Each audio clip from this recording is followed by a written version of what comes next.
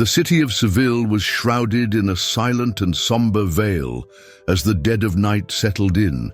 It was the early 3rd century after Christ, a time of uncertainty and fear for Christians under the Roman Empire. During the reign of Emperor Diocletian, religious persecution spread like wildfire, reaching even the farthest corners of the province of Hispania. In the narrow, worn stone streets of Seville, rumors circulated about Roman guards lurking in the shadows, hunting those who dared to profess their faith in Christ. No one was safe. Imperial decrees commanded all subjects to worship the gods of Rome as a sign of loyalty to the empire. Refusing to burn incense before the statues of the pagan deities or before the emperor himself was considered an act of treason. Many Christians had already been imprisoned, thrown to wild beasts, or executed, and fear hung over the faithful like a dense fog in that city. Inside a dark, cold cell, 2 sisters clung to each other for comfort. Justa, the elder, wrapped her arms around Rufina, trying to warm her in that freezing underground dungeon. They both trembled, not only from the chill of the damp stone beneath their exhausted bodies, but also from the searing pain of the tortures. They had endured hours before. Their wrists were raw and bloodied from the tight chains, and dark bruises covered their skin where cruel instruments, whips and iron hooks, had torn into their flesh. Justa's body ached beyond description. Her limbs had been stretched on the rack until her bones were nearly dislocated, and Rufina could barely breathe without sharp stabs of pain radiating from her bruised ribs. Every movement was agony, and even keeping their eyes open required immense effort. In the distance, a lion's roar echoed from the city's amphitheater, breaking the deathly silence of the night. Rufina flinched, her heart pounding. She knew what that sound meant, the dark threat of the fate that possibly awaited her. The Roman authorities often showcased ferocious lions to devour Christian prisoners for the bloodthirsty delight of the crowds. Perhaps that very lion had been reserved for her the next day as part of her final ordeal. She took a deep breath, trying to push down the terror creeping up her spine. Sensing her younger sister's trembling, Justa grasped her chained hands and whispered in a weak yet steady voice, "Do not fear, my beloved sister. Just as Daniel in the lion's den, let us trust in God. He can shut the mouths of the beasts if it is his will." Rufina nodded slightly, trying to draw strength from Justa. She met her sister's gaze through the dim light and found in it an unshakable resolve. In those weary yet determined eyes, she recalled the image of Justa shielding her during childhood storms, when thunder rattled the windows of their home. Now, as they stood on the brink of facing a storm far more terrifying than thunder and lightning, the faith they had shared since childhood was their only shield. The night dragged on endlessly. Each minute felt like hours, marked only by the rhythmic dripping of water seeping through some distant crevice. The stale air of the prison was thick with the stench of mildew and dried blood. Rufina tried to settle against the stone wall, closing her eyes in search of strength within the happy memories she could still summon. In her mind, the comforting image of the old ceramic kiln burning bright appeared, along with the familiar scent of wet clay. She recalled the sweet voice of her mother teaching a Christian hymn as they shaped clay pots in the fading light of day. She remembered her father's peaceful smile as he returned from the market, proud of his daughter's work. That simple, devoted life seemed so far away now, yet the memory brought an unexpected peace to her weary heart. Justa noticed Rufina taking refuge in her memories and gently encouraged her. "Think of our home in Triana. Do you remember when Father taught? It was our first prayers, and Mother decorated the pots with little fish and hidden crosses. We did it to honor God in secret, remember?" A faint chuckle escaped Rufina's wounded lips, turning into a fragile smile. It was true. From the time they were little, their Christian faith had sustained and united them. In that dark cell, they were not alone. Hope and God's presence seemed to wrap around them like an invisible blanket. For a few moments, the dungeon silenced all fears. The two sisters continued whispering prayers, sharing verses from the gospel they had memorized during the secret Christian gatherings in Seville. Amid the darkness, they felt surrounded by the light of faith. As they prayed, flashes of recent events crossed their minds. They could still hear the furious cries of the mob echoing in their memories, see the shattered pieces of their precious pottery scattered across the dusty market ground, feel the rough hands of the guards dragging them away without mercy. All because they had refused to kneel before a pagan idol. Though the world around them condemned them, they knew in their hearts they had done what was right. The suffering they now endured was the price of their faithfulness. And if this was the burden of following Christ, they would carry it with honor. In their hearts, there was no regret. Better martyrdom than betrayal of their faith.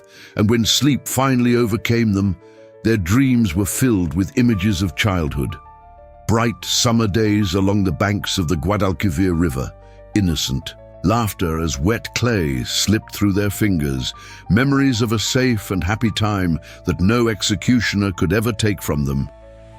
Little did Justa and Rufina know that, in the coming hours, their lives would take the final, glorious path that God had prepared for them. But to fully understand the journey that led these two young women to this decisive moment, we must return to the very beginning, to the peaceful days of their childhood in Seville, before the weight of the Roman Empire came crashing down upon them. Seville, bathed in the Andalusian sun, was a mosaic of cultures and traditions in those days. In the neighborhood of Triana, along the banks of the Guadalquivir River, lived a family as humble as they were virtuous. It was there that Justa and Rufina were born and spent their childhood, in a small home with whitewashed walls and a packed earth floor, where true wealth was the faith that bound them together. Their parents, devout Christians, raised their daughters with love and unwavering dedication to the teachings of the gospel. From an early age, the girls learned to press their little hands together in prayer before every meal and to give thanks to God for each new day.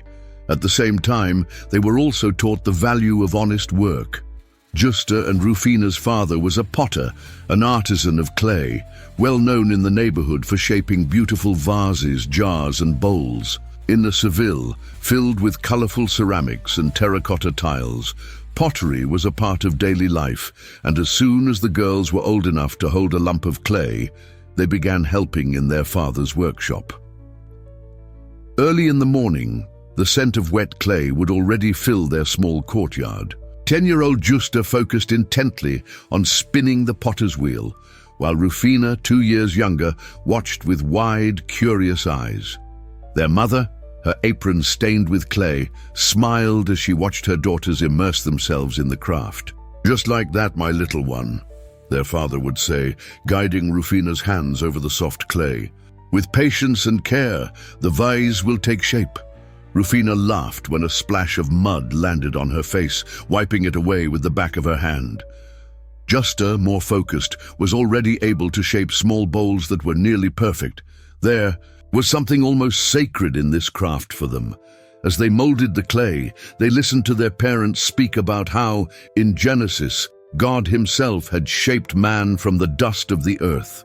With every vessel they created, they felt connected to this divine work. Evenings in their Triana home were illuminated by the flickering glow of an oil lamp. Gathered together, the family whispered their prayers so as not to attract the attention of their pagan neighbors. Christians were still a fearful minority, often forced to practice their faith in secrecy. Justa and Rufina barely understood why they had to whisper when reciting the Lord's Prayer, or why they couldn't speak openly about Jesus at the marketplace. Their mother explained with a patient voice that it was dangerous. The Romans would not tolerate the worship of any king other than the emperor or his gods. And so, From an early age, the sisters learned the serenity and courage of the first Christians, to practice charity, to avoid unnecessary confrontations, but never to deny the faith that burned within them. The years passed, and the girls grew. In both virtue and skill, Justa became a serene young woman, her dark brown hair always braided simply, her gaze thoughtful and calm. Rufina, now entering adolescence, was slightly more spirited, with eyes that shone as if she were always lost in a daydream. Though their personalities differed slightly, they shared an unbreakable bond. They were always seen together in the bustling marketplace of Seville, helping their father sell his pottery. Customers knew them by name and praised their kindness and grace. When they weren't assisting with sales, they devoted their time to entertaining the younger children in the neighborhood, or setting aside a portion of their modest earnings to help a struggling family in need. Unfortunately, their domestic happiness would not last forever. A sudden illness struck the family. First, their father fell gravely ill, burning with fevers that no herbal remedy could cure. Justa and Rufina cared for him day and night, taking turns keeping vigil. But after weeks of agony, they bid farewell to their beloved father with silent tears and prayers. The loss was immense. Their mother, overcome with grief and likely having contracted the same sickness while tending to her husband, followed him in death a few months later. Suddenly, the sisters found themselves orphaned, just the two of them, against the world.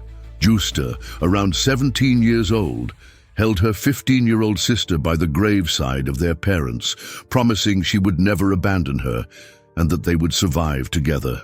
And Rufina, between sobs, swore before God that they would honor their parents' memory by remaining faithful to their faith and the craft they had been taught. With no close relatives to turn to, the young women took full responsibility for their small pottery workshop. Every morning before sunrise, they prepared the clay, kneading it barefoot until it reached the perfect consistency, just as their father had taught them.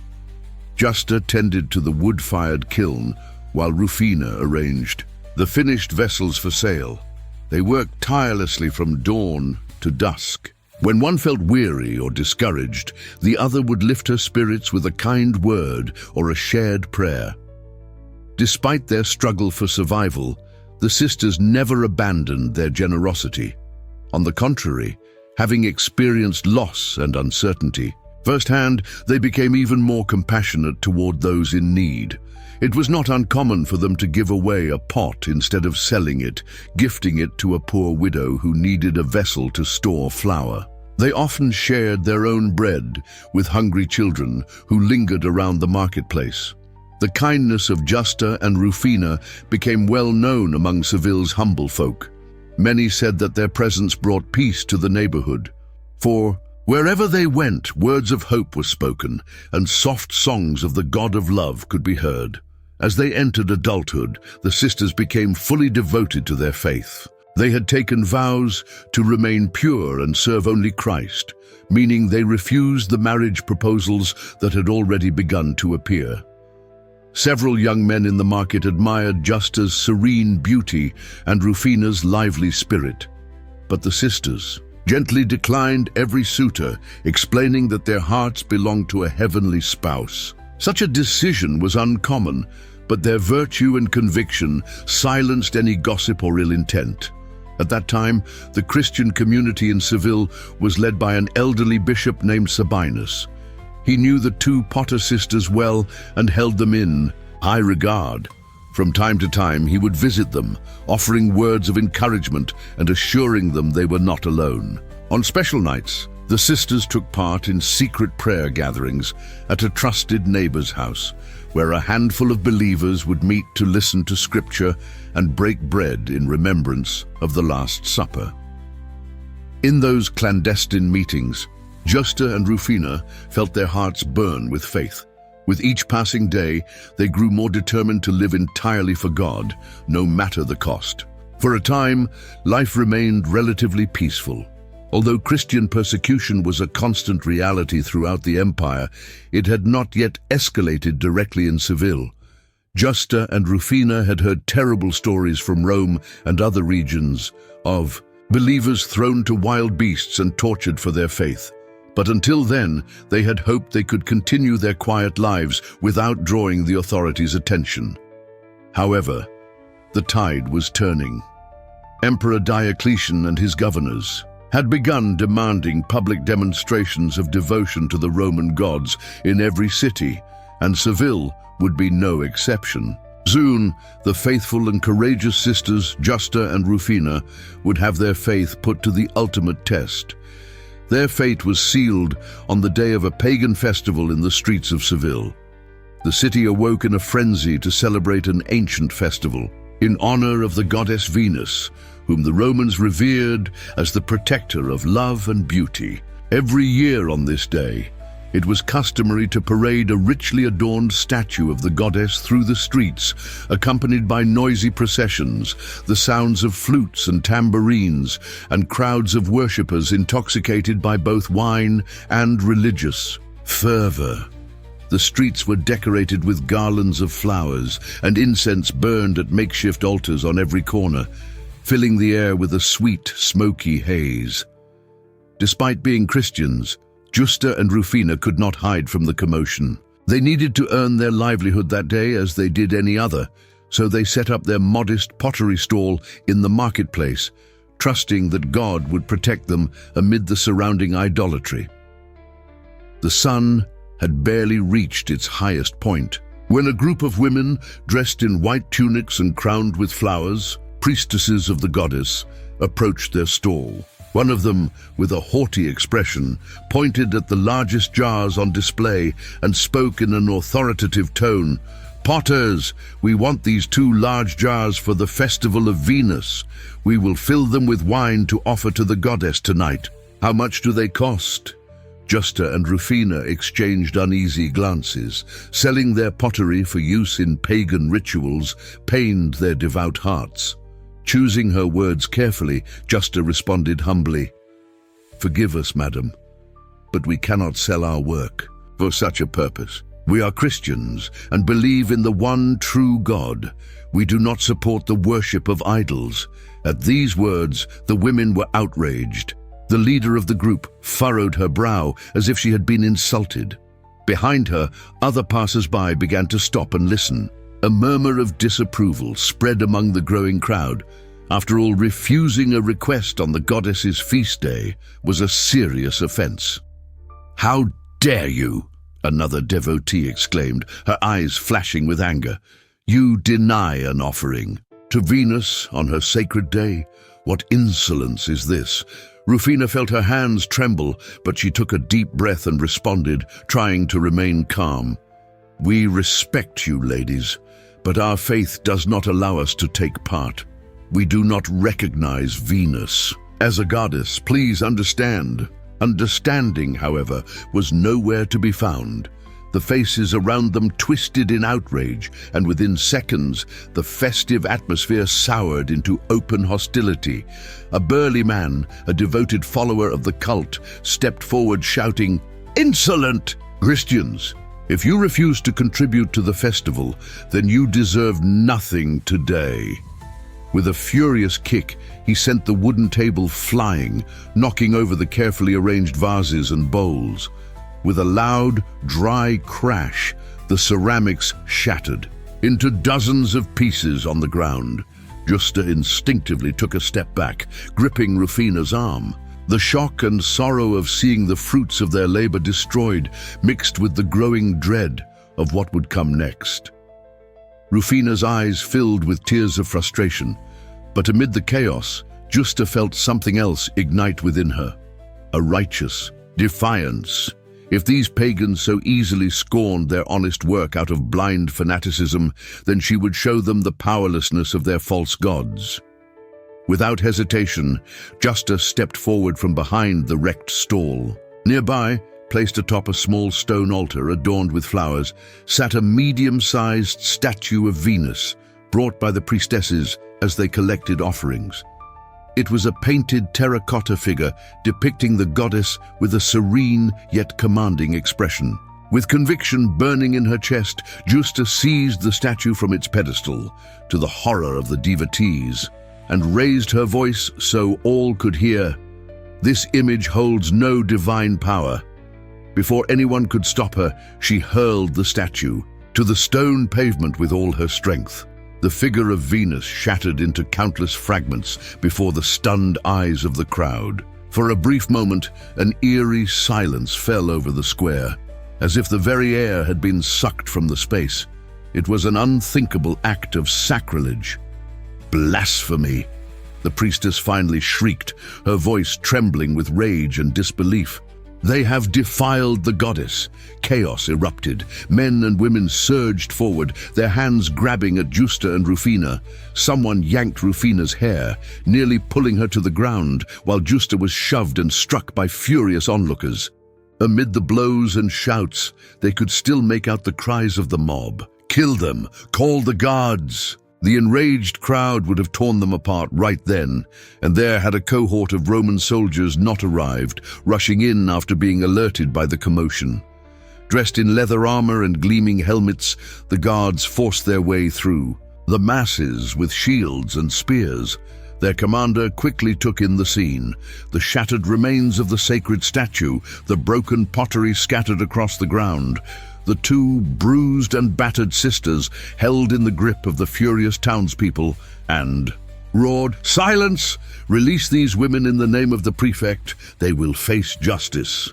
Reluctantly, the townspeople released their prey.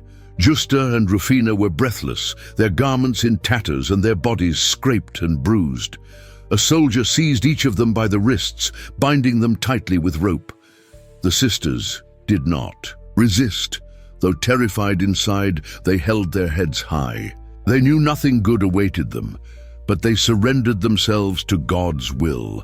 Amidst the jeers and curses of the mob, Justa and Rufina were dragged through the streets to the Praetorium, the palace of the Roman prefect of the city. Diocletian was the name of the imperial authority in Seville, a man known for his fierce loyalty to Rome and his utter lack of scruples when dealing with those who defied its laws. By the time the sisters were brought before him, news of the desecration of Venus had already reached his ears, and his expression was grim.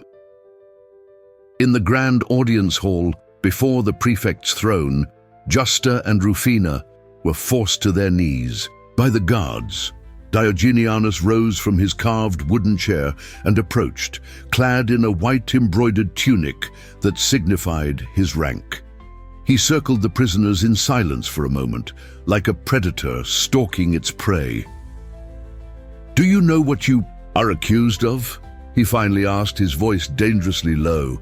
Rufina, though struggling to keep from trembling, answered with her characteristic frankness, "We are accused of breaking the statue of the goddess, sir.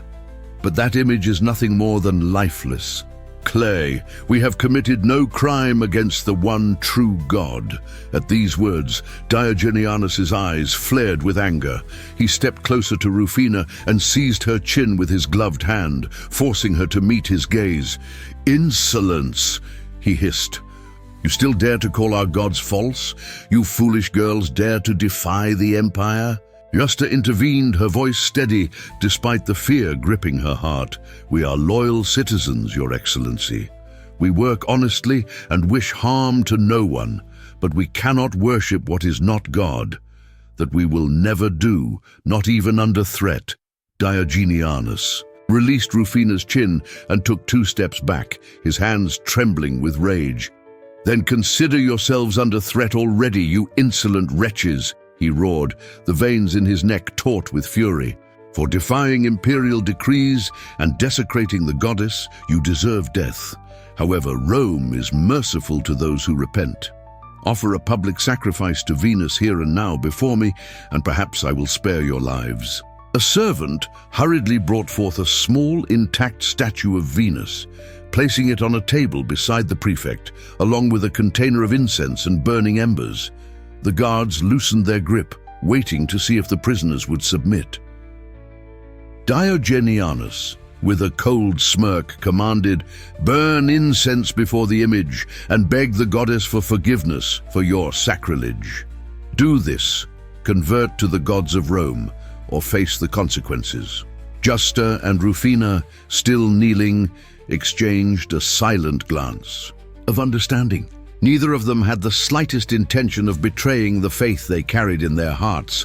They took a deep breath. In perfect unison, they rose from their forced position and turned their backs to the goddess's makeshift altar. Their message was clear. They refused. For a brief moment, the room seemed frozen in time, stunned by their silent defiance. Diogenianus clenched his fists, unable to believe that two simple young women had dared to challenge him so openly. His face turned crimson with rage. "Take them away," he roared at the soldiers, pointing toward the dungeon. "Now we'll teach these infidels the price of such an affront." The guards immediately seized the sisters by the arms and hauled them away. As they were dragged from the hall, Justa and Rufina heard the prefect's final words echo behind them. "You will beg for death before the end." The heavy iron doors slammed shut behind them with a resounding clang. The damp darkness of the prison awaited them. Little did the sisters know that this was only the first step on the path of suffering they were about to walk. The wrath of Rome had fallen upon them, and their unwavering faith would be tested to its very limits. Thus began the ordeal of Justa and Rufina under the orders of Diogenianus.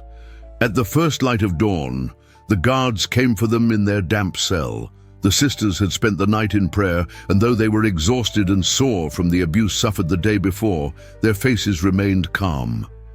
They were led through the stone corridors to a dimly lit chamber where the air was thick with the scent of burning oil and scorched metal. The flickering torches cast eerie shadows on the walls, revealing an array of terrifying instruments, chains hanging from the ceiling, glowing embers in a brazier, and at the center of the room, the potro, a wooden rack with pulleys and ropes, designed to stretch a prisoner's body until their very bones gave way. Justa shuddered at the sight of the apparatus, but exchanged a brief look with Rufina. Both whispered a quiet prayer for strength. The executioner, a burly man with a hardened expression, greeted the prisoners with a cruel grin. Diogenianus was there as well, standing with his arms crossed, accompanied by two aides and a pagan priest. He had no intention of leaving until he was certain the defiant sisters had learned their lesson. "We'll start with the older one," the prefect decreed impatiently. "Perhaps the younger will break when she sees her sister suffer." The guards seized Justa and forced her onto the rack, securing her wrists and ankles with thick leather straps fastened to the ropes. Rufina was made to watch, held back by two soldiers a few feet away. Her heart pounded in her chest as she pleaded silently to God to give her sister strength. At Diogenianus's signal, the executioner slowly turned the crank of the pulley. The ropes pulled tighter, stretching Justa's body inch by inch. At first, she clenched her teeth, determined to suppress any sound.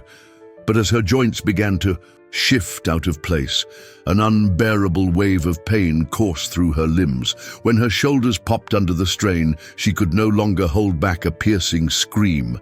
Rufina, her eyes brimming with tears, cried out in encouragement, "Stay strong, my sister. Remember Christ on the cross. He is with you." The executioner turned the crank again. Justa felt as though her arms were being torn from her body. Tears streamed down her face, but amidst the agony, she whispered weak prayers. She wanted to endure, to offer her suffering to God as a testimony of her faith. Diogenianus stepped closer to Rufina, who struggled uselessly against the guards holding her back. He leaned in and spoke just loud enough for Justa to hear as well. "See what your stubbornness has caused. There is still time to save your sister. Renounce this Christian superstition and worship the gods of Rome. One word is all it takes, and this will end." Even in the depths of her torment, Justa managed to stammer through ragged breaths. "We will never deny the Lord." Diogenianus gestured sharply with his hand. Then proceed, executioner. With cruel efficiency, the torturer released the pulley slightly, just enough to prevent Justa from losing consciousness before activating a mechanism that tilted the rack to the side, leaving her partially suspended. He then retrieved a pair of sharp iron hooks from a nearby table. Under the prefect's watchful gaze, he approached Justa, whose arms and legs remained stretched and immobilized, painfully exposing her torso and side. Without a word, the executioner drove the first hook into Justa's side, just below her ribs, and pulled. A soul-wrenching scream echoed through the chamber as the iron tore through her flesh. Blood began to trickle down, staining the wooden frame of the rack. Rufina screamed in horror. "Stop, please, have mercy." Diogenianus turned to her, his expression cold and unmoved. "Mercy? Did you show mercy to the image of Venus? Where was your compassion when you insulted our gods?" The executioner took up the second hook, now tearing into the other side of Justa's body. Her screams grew weaker, and her face turned pale as wax. Fearing she might die too soon, the prefect raised his hand to halt the torture. Justa was unbound from the rack and collapsed onto the stone floor, motionless, struggling for each breath. Rufina immediately broke free from the guards and ran to her sister, cradling her without caring that her own clothes were now stained with blood. She placed Justa's head in her lap, wiping the cold sweat from her forehead with trembling hands. "You're alive." "Hold on," she whispered, her voice choked with tears. Justa barely opened her eyes, and even with almost no strength left, she tried to form the faintest smile upon seeing her sister's anguished face. Diogenianus approached, keeping some distance to avoid the blood pooling on the floor. "You have suffered enough. There is no reason to prolong this if you are willing to surrender. Just say one sentence, that you renounce this Christ and honor the gods of Rome, and I will have your wounds treated immediately." Rufina lifted her eyes to the prefect. A fire burned within them, mingled with pain and powerless fury. "We will not deny our God. He is our strength even now. Do whatever you want." The resolute answer from the younger sister caught Diogenianus off guard. Justa, barely breathing, gave the slightest nod of agreement, her fingers weakly tightening around her sister's hand. The prefect scowled in frustration. Their stubbornness seemed almost inhuman. Unsure of what else to do, he ordered the torment to be halted for now. The two sisters were dragged back to their filthy cell, Justa barely clinging to life, Rufina sobbing but unwavering in her faith. Realizing that physical torture was failing to break them, Diogenianus decided to take another approach. He ordered that they be left in the dungeon for several days, with no food and only the occasional sip of water. If pain could not break their spirits, then hunger and thirst would. The days that followed were filled with silent suffering. Rufina felt the weakness growing within her, but she refused to let Justa lose hope. They prayed ceaselessly, offering their extreme deprivation to God. One night, moved by compassion, a young guard secretly slid a small piece of bread through the bars of their cell. Rufina, her eyes filled with tears of gratitude, broke the bread into crumbs and moistened them with water, carefully feeding Justa, who could barely swallow. That anonymous act of kindness renewed their spirits, a reminder that they were not entirely forgotten. Even so, Justa was withering before Rufina's eyes. Though younger, Rufina endured the starvation better, but Justa, already gravely injured, grew weaker with each passing day. When Diogenianus learned that even starvation had failed to make them renounce their faith, he flew into a rage. He devised a new punishment, one that would serve as a public humiliation. The sisters were to walk barefoot from Seville to the rocky cliffs of the northern mountains, the distant Sierra Morena beneath the scorching sun, paraded before the people as an example of what happened to those who defied the gods of Rome. One morning, the guards pulled the sisters from their cell Justa was so weak that she could barely stand. Rufina, placing her sister's arm over her own thin shoulders, all but carried her. Outside, a small escort of soldiers and a handful of curious onlookers waited. As Seville slowly awakened, the forced march began. Barefoot and without a single drop of water, they were driven forward. The rough earth and jagged stones soon tore into the soles of their feet. With each step, they left behind tiny traces of blood. Rufina clenched her teeth at every thorn and shard that pierced her flesh, but her greatest concern was Justa. Her older sister staggered, her breathing labored and shallow. The sun climbed mercilessly overhead. Heat shimmered in waves across the landscape. The soldiers escorting them sweated beneath their metal helmets, grumbling in discomfort, while the sisters, dressed in their simple, tattered garments, were scorched by the relentless sun. At one point, Justa stumbled over a jagged rock and collapsed to her knees, utterly drained. Rufina immediately caught her, once again slipping her arm around her sister's frail body and all but dragging her forward. "Come on, my sister," embodied Rufina murmured, her breath ragged. "We're almost there. God is with us." Justa had no strength left to answer, but she struggled to keep moving, her steps unsteady and sluggish. When they finally reached the rocky foothills marking the entrance to the Sierra Morena, the guards called for their return. The sisters had endured their sentence, astonishing many who had expected at least one of them to perish along the way. On the journey back to the city, however, Justa no longer responded. Her eyes remained closed, her head limp against Rufina as she carried her. Fearing she was dead, the guards quickened their pace, rushing them back to the prison. Justa was still breathing, but she was unconscious and burning with fever. And now, there was nothing more that could be done for her. That night, in a dark corner of the dungeon, Rufina clutched her sister's hand tightly, silent tears rolling down her dirt-streaked face. Between prayers and quiet sobs, she watched as the life of her beloved Justa faded away like a candle burning to its final flicker. With one last soft breath, Justa surrendered her soul to God, martyred by torment and deprivation. Rufina pressed her forehead against Justa's and wept softly, even as she whispered words of gratitude to God for sparing her sister from further suffering. She knew that Justa now rested in peace, free from pain, welcomed into the heavenly glory they had long awaited. When the guards discovered that Justa had died, they removed her body without ceremony. They discarded it into an old, abandoned well at the back of the prison, assuming it would rot there, forgotten. But they did not know that watchful, compassionate eyes had been following. Bishop Sabinus, who had long been praying for the fate of the courageous sisters, secretly sent 2 trusted believers in the dead of night to retrieve Justa's remains. Under cover of darkness, they rescued the martyr's body and hid it, waiting for the right moment to grant her a proper burial. Now alone in her cell, Rufina felt the crushing weight of grief and solitude. Yet even in her devastation, she closed her eyes and prayed with all her strength. She begged God to help her endure whatever was yet to come.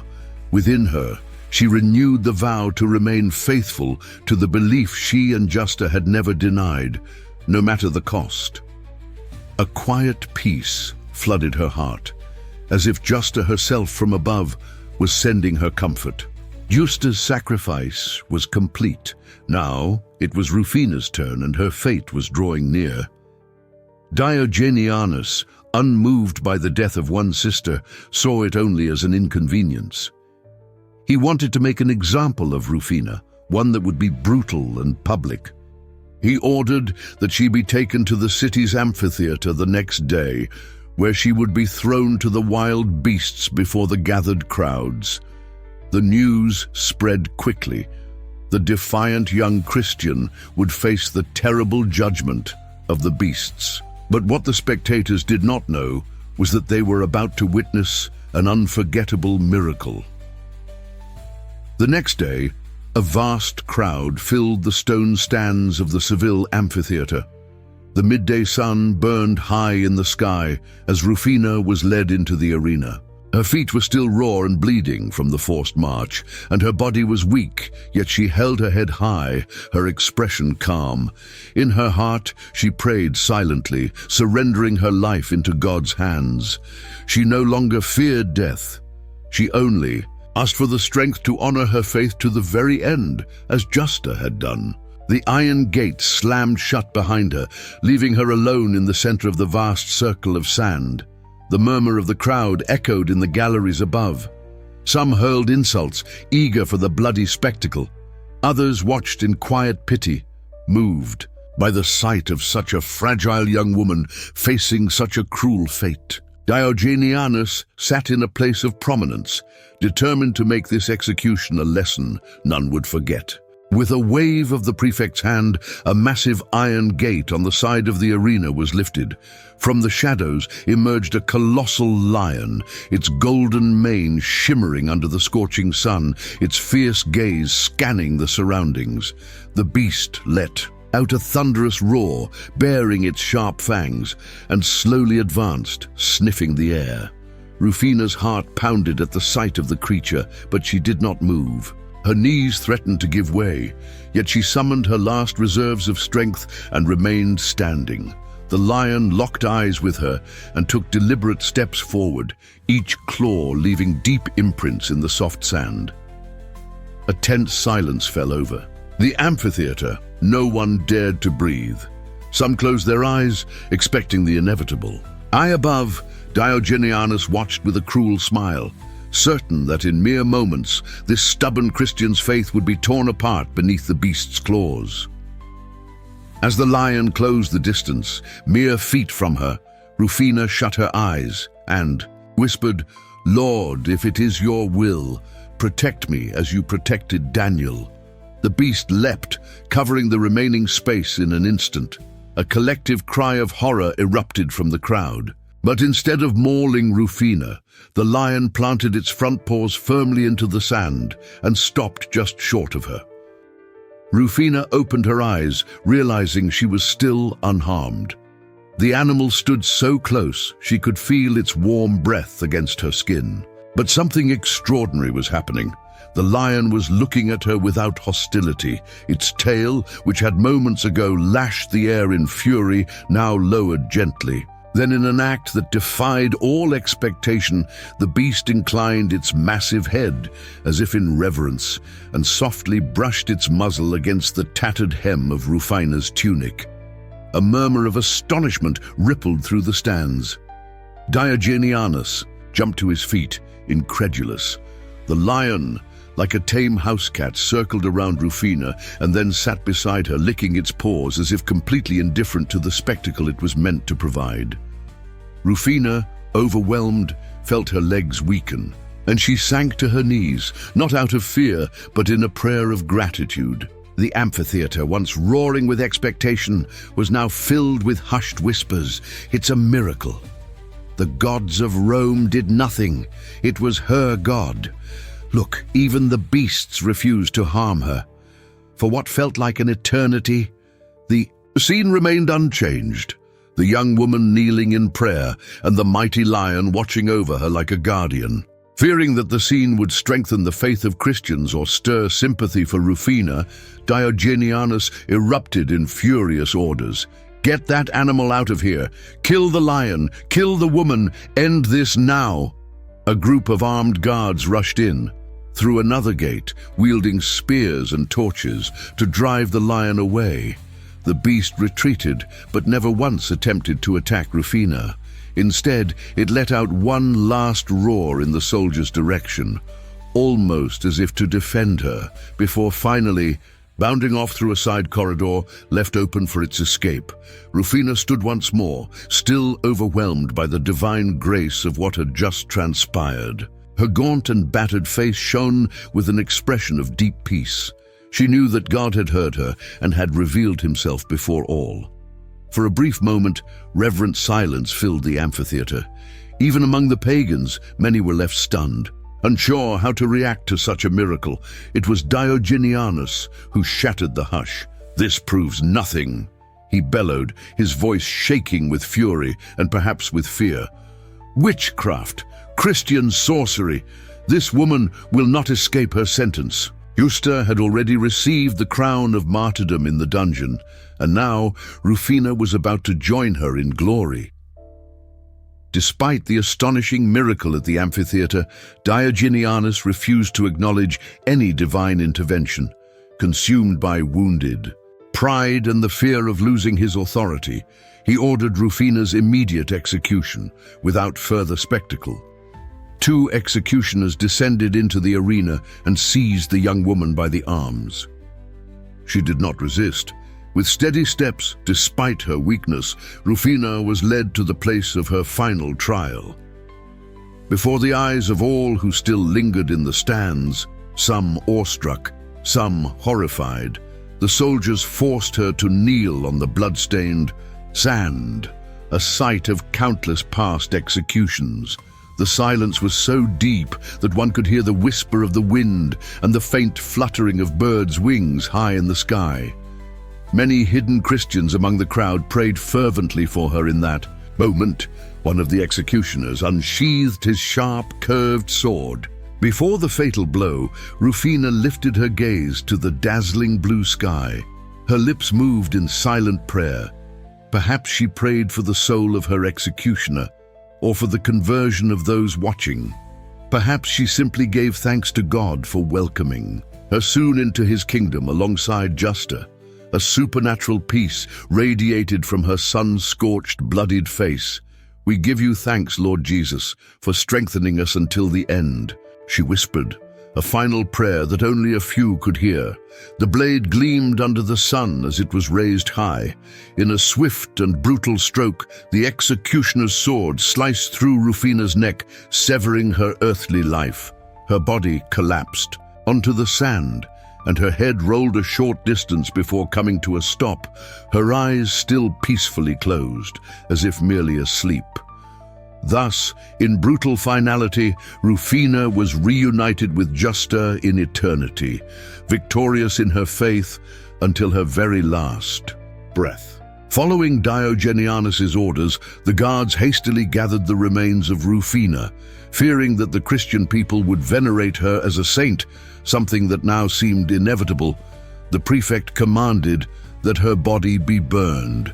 Within hours, a funeral pyre was erected on the outskirts of the city, and Rufina's lifeless form was reduced to ashes by merciless flames.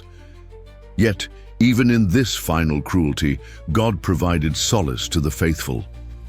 That night, the tireless Bishop Sabinus and his trusted aides secretly recovered what they could of Rufina's ashes and bones. They combined them with the relics of Justa, which they had rescued earlier, and laid the 2 sisters to rest in a proper Christian burial, hidden within the catacombs outside the city walls.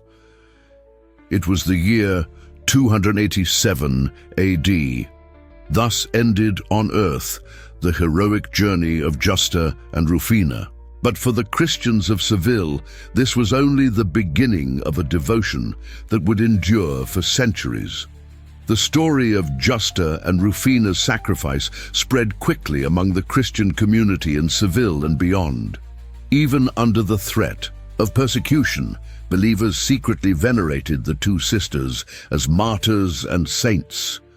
The relics that Bishop Sabinus had hidden were carefully preserved, and when Constantine's peace arrived a few decades later, they were finally honored in public. By the 4th century, a small chapel was built over their simple tomb, where Christians would gather to pray for the intercession of the Holy Sisters of Triana.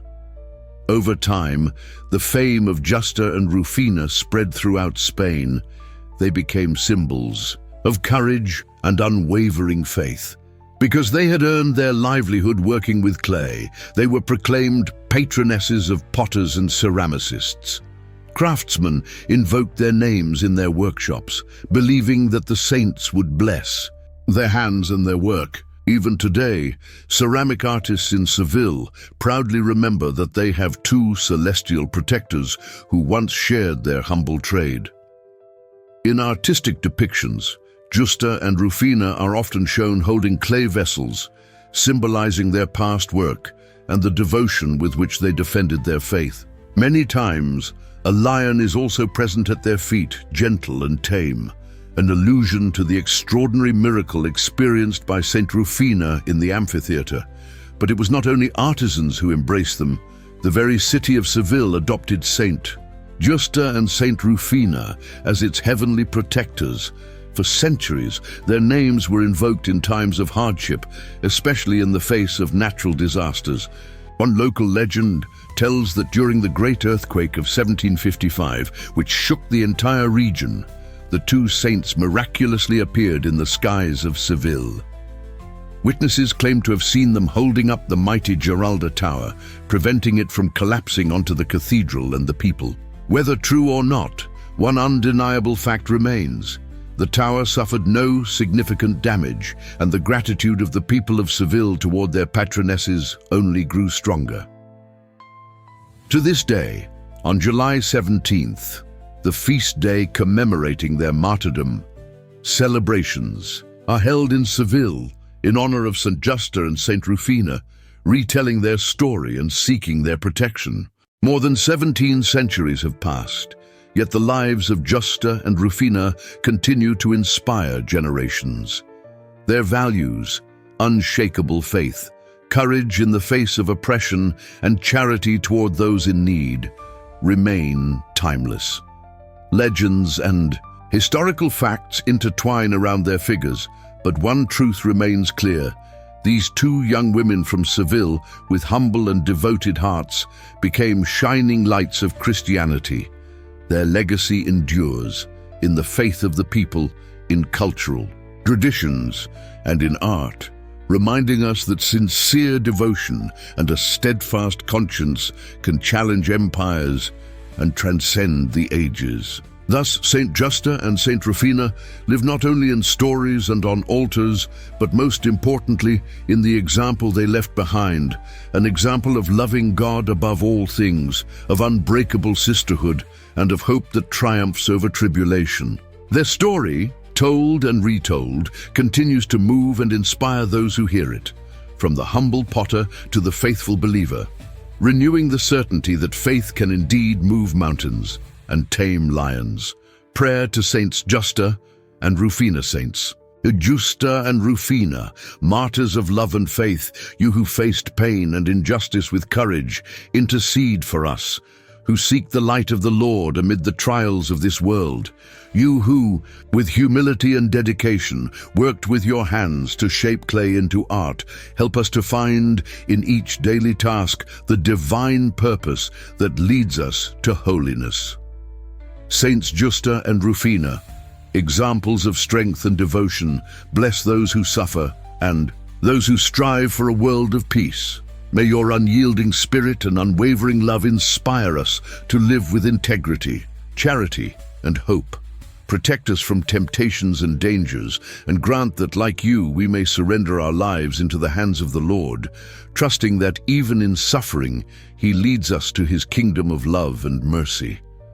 Pray for us, that with faith and perseverance we may be living witnesses of Christ's love, and may the flame of faith in our hearts never be extinguished, but shine brightly, illuminating our path.